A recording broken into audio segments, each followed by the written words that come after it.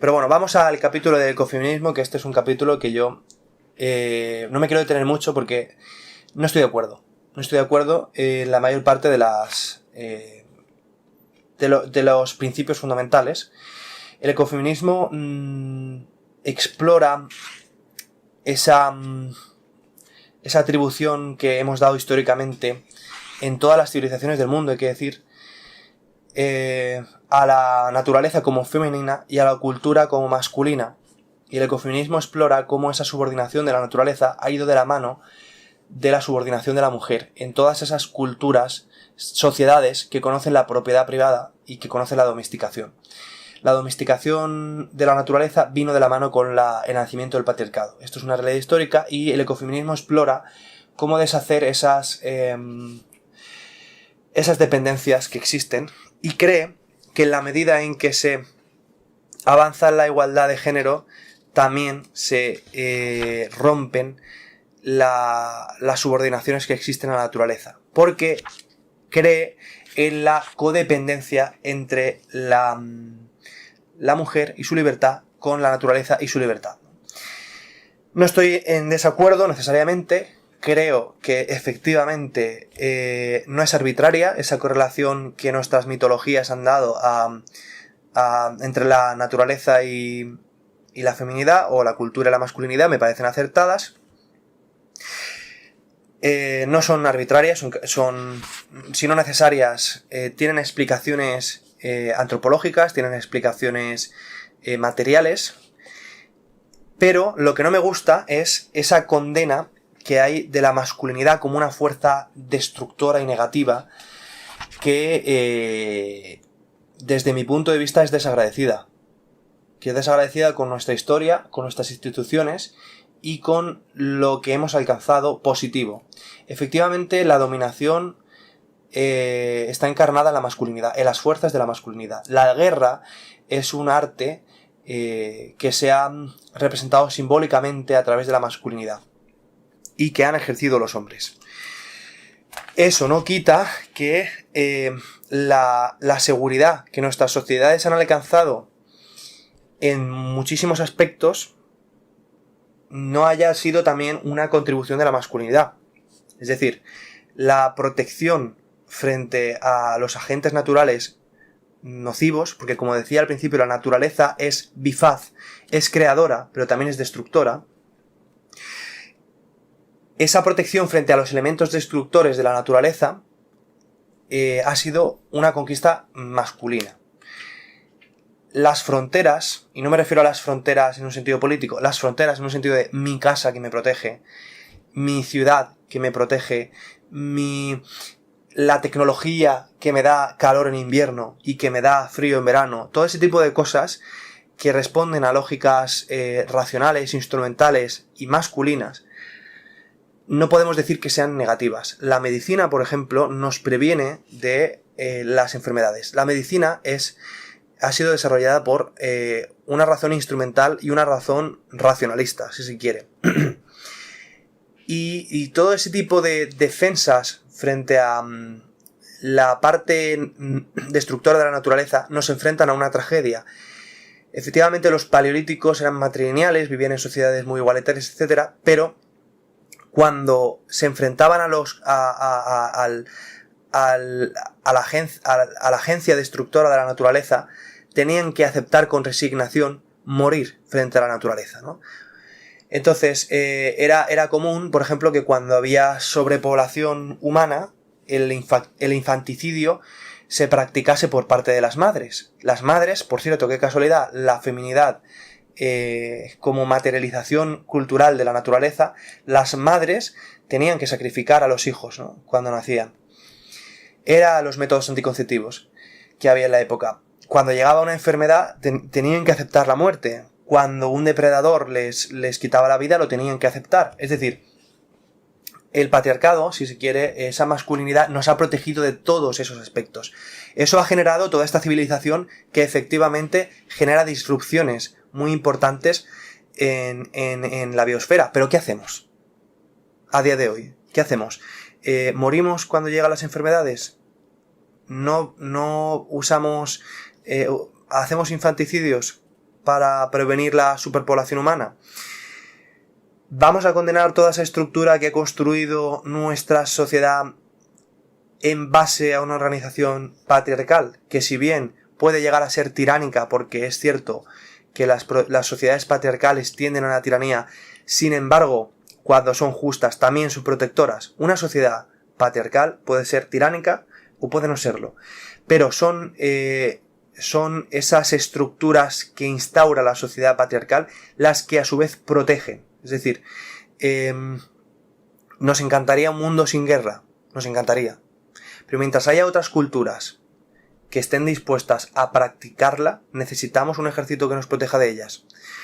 Nos encantaría una sociedad que no necesitase de la policía, que no necesitase del uso de la coacción para el adecuado cumplimiento de la ley, pero mientras haya criminales que están dispuestos a vulnerar el cuerpo de los demás para su propio beneficio, necesitaremos de la policía, de la coacción, necesitaremos de la masculinidad.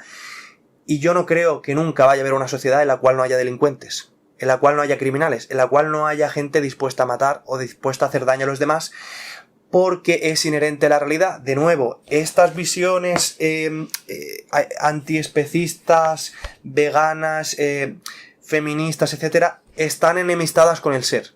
No logran comprender que la masculinidad es inherente a la realidad y es necesaria, igual que la carnivoría es inherente a la realidad, es necesaria, igual que la naturaleza es bifaz. Entonces, todo eso es lo que yo no comparto de este apartado ecofeminista, que hay muchas cosas que sí que entiendo en el discurso, lo más fundamental, como he dicho, existen relaciones necesarias y efectivamente la naturaleza ha sido sometida por las mismas lógicas que la sociedad ha ensayado, formas de dominación como el patriarcado, el racismo, etc. Pero esa condena que se hace de la masculinidad en su totalidad es errónea. Es errónea y es mala para nuestra sociedad. Voy a leer uno de estos ejemplos que para mí implican esa demonización que digo de la masculinidad y que hablan de esa enemistad con el ser, ¿no? Dice la autora, a propósito de una propuesta para hacer una huelga al patriarcado, para derruir el patriarcado desde dentro. Dice: si el patriarcado impone a las mujeres la función del cuidado, lo que hacen algunas de ellas, en vez de cuidar a los varones y por lo tanto sostener el propio orden patriarcal,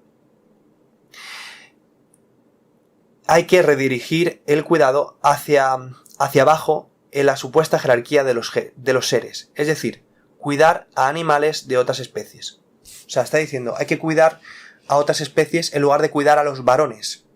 Porque cuidar a los varones es sostener el propio orden patriarcal, ¿no? Así estamos hoy día con estas ideologías y así están las relaciones de pareja hoy. Y así está todo. No digo que hay que cuidar a los varones. Los varones tienen que cuidar a las mujeres y las mujeres tienen que cuidar a los varones. Efectivamente, hay que cooperar. Pero bueno, dice la autora: asumir el trabajo del cuidado impuesto por el patriarcado, pero redirigirlo en contra dirección es una manera muy profunda de cuestionarlo, y podemos constatar su efectividad en la irritación que provoca. Nada irrabia más al patriarcado que la soltera con gatos en sus muchas y diferentes versiones. Pero esas mujeres no solo están desobedeciendo, no solo están renunciando a sostener el patriarcado con su trabajo, sino que incluso están malgastando su labor de cuidados regalándola a seres considerados inferiores.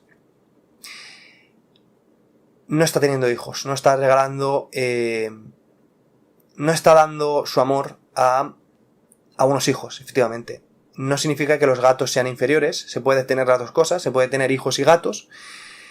Se puede tener hijos y animales y vivir con ellos y cuidarlos y respetarlos, y no es ningún acto de desobediencia civil no tener hijos. Muy al contrario, es haber entrado en una sociedad liberal que no atiende a esos factores esenciales de la feminidad y que demoniza la maternidad y todos esos aspectos que, bueno, desde coordenadas feministas liberales son que esclavizan a la mujer, ¿no? Dice, cuando una mujer entrega su cuidado a los animales, rompe con el antropocentrismo y el androcentrismo.